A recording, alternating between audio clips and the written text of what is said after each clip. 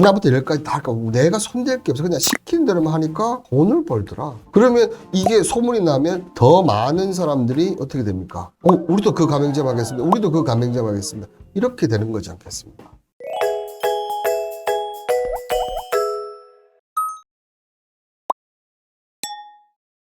안녕하십니까 여러분의 평생 투자 교육원 투자 캠퍼스. 자, 오늘의 투자 컨설팅은 어떤 내용일까요? 바로 이 프랜차이즈 설립에 관한 질문인데, 이 부분 상담비까지 줄 수 있다고 이렇게 얘기를 하셨는데, 오늘 제가 투자 캠퍼스 시원하게 풀어드리도록 하겠습니다. 자, 프랜차이즈를 만들려고 동일 업종 1년 이상 운영을 해야 한다고 알고 있습니다. 현재 2023년 6월 음식점 오픈 후 2024년 7월경에 프랜차이즈를 전환하려고 하는데, 자, 1월 가게를 양도하면서 다른 지역으로 오픈하면서 3월쯤 될 것 같습니다. 그래서 이때 1, 2개월 가게 오픈 준비 상태가 생기는데, 이렇게 되면 3월부터 다시 기간을 채워야 하는 건지, 아니면 사업자 등록상에서 업종이 등록되어야만 있으면 문제가 없는 것인지 궁금합니다. 자, 상담비를 질문해서라도 자세하게 상담 받아보고 싶은데 답변할 수 있을까요? 자, 투자 캠퍼스가 참 친절합니다. 그죠? 자, 이런 쪽에 얘기를 드리는데, 프랜차이즈 할 정도로 장사가 잘 됐나 보네요. 이렇게 하셨는데, 먼저 답을 한번 이렇게 먼저 내봅시다. 자, 보시면 프랜차이즈 보면 2021년 11월 19일에 가맹사업법이 개정되면서 1년 미만은 어떻게 되어 있습니까? 가맹본부의 정보 공개 등록 시점은 등록기간이 거부할 수 있다. 자, 이에 따라서 가맹사업을 하는 가맹본부는 1년 이상 직영점을 운영한 경험이 있어야 정보 공개서를 등록할 수가 있다. 다만 가맹본부가 정보 공개서 등록한 업종과 같은 사업 운영 경험을 1년 이상 하는 경우에는 직영점 운영기에 적용되지 않아 정보 공개를 등록서를 할 수 있다. 이렇게 되어 있는데요. 자, 어떻게 보면 운영 경험이 1년인 거죠. 앞서 얘기했던 등록증이 되어 있는데 이거 1년이 되니까 해도 되지 않습니까? 하는데 정답은 공백을 채우시는 게 정답이에요. 이 등록 기간에 할 수는 있는데 또 이 꼼꼼한 놈을 만나는 거야. 그래서 다 안에 그 내부를 찾으면 2개월 비내 하면 등록 기간이 거부할 수 있다는 거예요.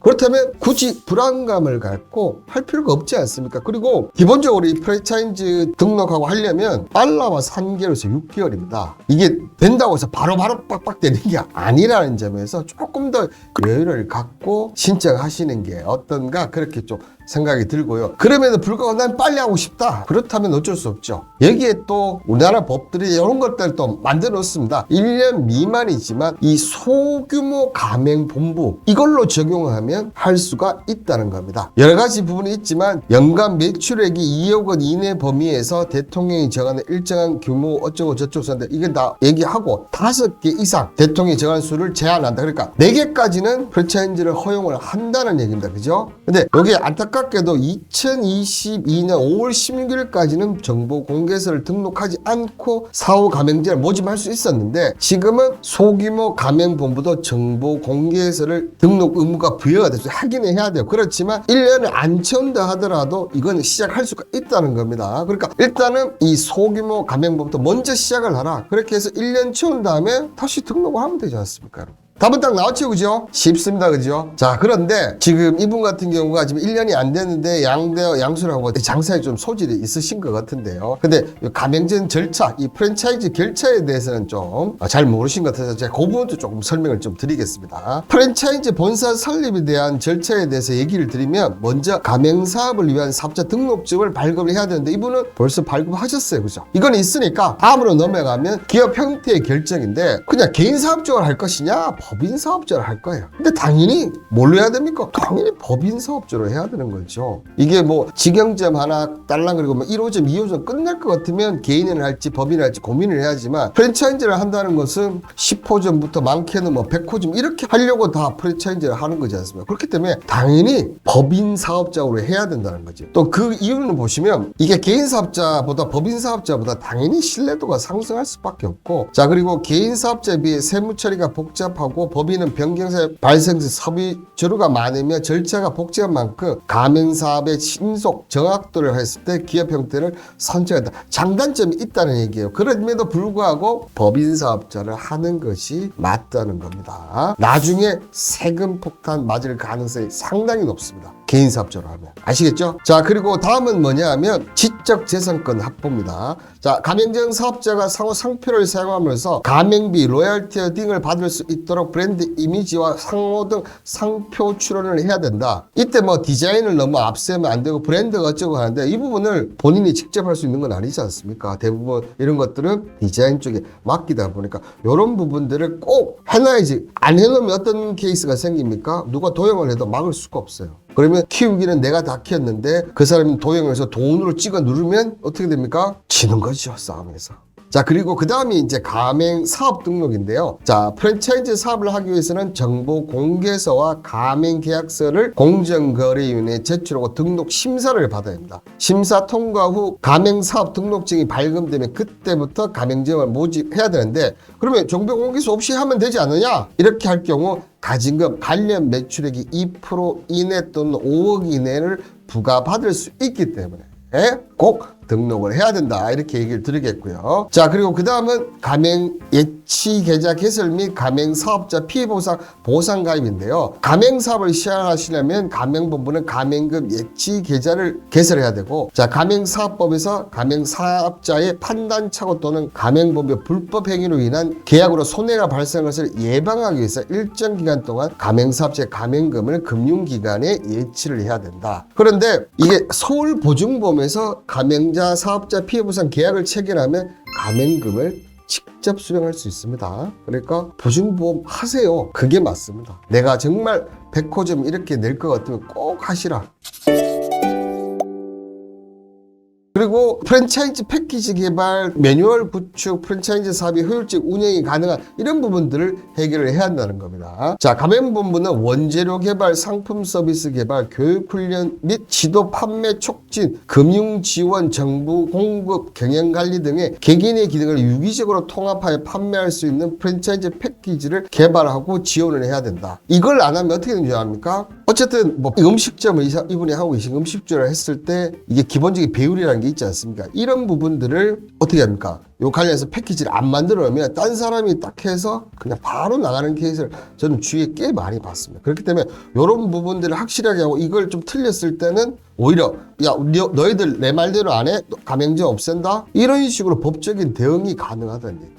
여러분들 한번 이 시작할 때는 막 가맹점 들어오고 많이 좋은데 항상 기업도 그렇고 사업을 제일 처음에 해서 시작하는 건 누구나 할 수 있어요. 근데 시작해서 어느 순간 어느 정도 올랐을 때 그 운영이 정말 힘든데 이 프랜차이즈도 똑같은 얘기예요.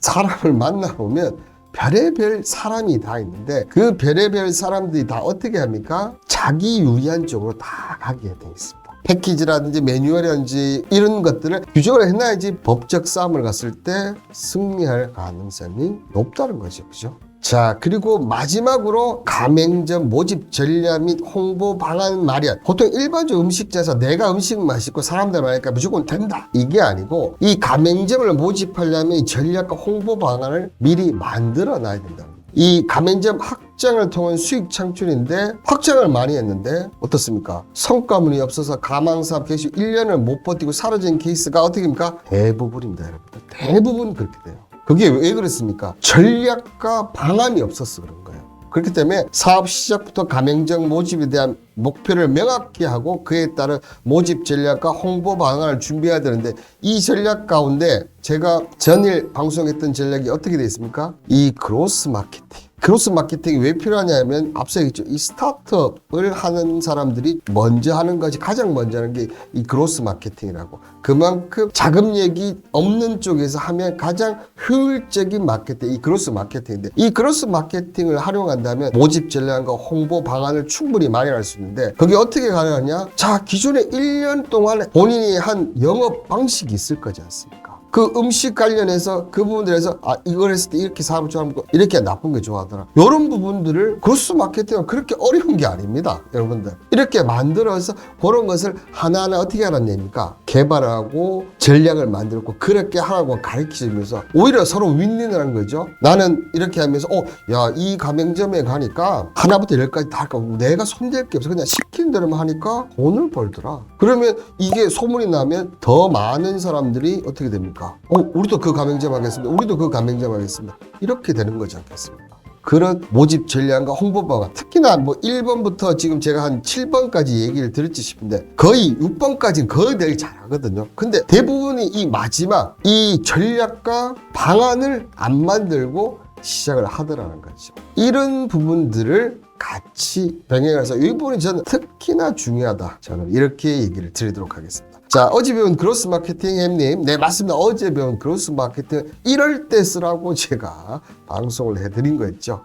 오늘 프랜차이즈 관련해서 질문하신 분 답변이 잘 됐는지는 모르겠네요. 저는 상담비는 받지는 않겠습니다. 장사 잘 되셔서 언제 투자 캠퍼스의 홍반장님 방송을 봤는데 그 따라 하니까 지금 너무 좋은 결과 왔다면서 언제 한번 저 식당에 초청을 해주시면 감사하겠습니다. 자, 크로스 마케팅 잘 연구해 봐야 할 듯 어제와 연결된 주제 감사합니다. 저도 이렇게 연결될 줄은 몰랐는데 하다 보니까 연결이 되더라고요. 여러분들 이렇게 투자는 한 걸음 한 걸음을 다 배우다 보면 이렇게 다 연결됩니다. 2024년에 갑진년이라고 하던데 청룡에 우리 청룡 용이 있는 만큼 내년엔 다들 하늘 높이 헐렁 날아갈 수 있도록 부자 되시길 바라겠습니다. 저는 2023년 1월 2일 5시에 만나 뵙도록 하겠습니다. 여러분들 새해 복 많이 받으시길 바라겠습니다. 감사합니다.